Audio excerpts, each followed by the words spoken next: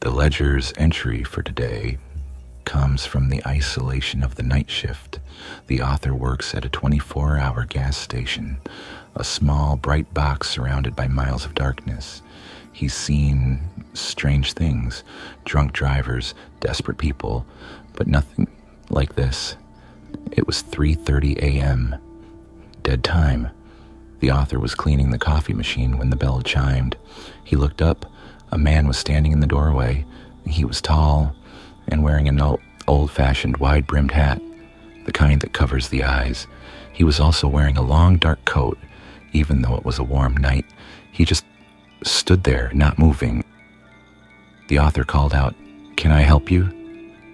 The man didn't respond. He just tilted his head slightly. He walked toward the counter. His movements were stiff, unnatural. He glided more than walked. He stopped at the counter and placed a single item down, a pack of mints. The author felt a cold dread wash over him. Something was wrong. "Just the mints?" he asked, his voice shaking just a little. The man slowly raised his head. His eyes were not visible under the shadow of the hat. All the author could see was his mouth. He was smiling, a wide, thin-lipped smile. It looked painted on. 99 cents, the author said, trying to sound normal. The man didn't move. He just kept smiling. The silence in the store was deafening, broken only by the hum of the refrigerators.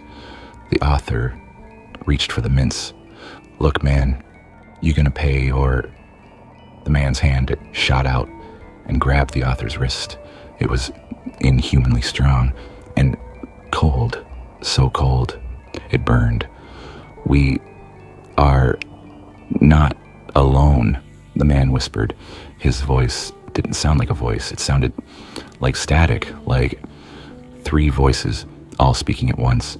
The author panicked. He tried to pull his arm back, but the grip was like steel.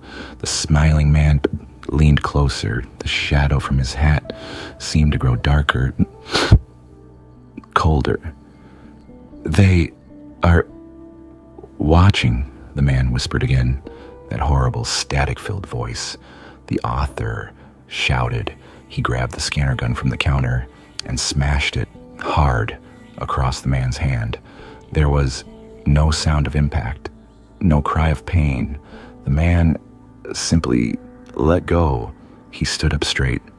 His smile was gone. He turned slowly and glided back toward the door. He didn't look back.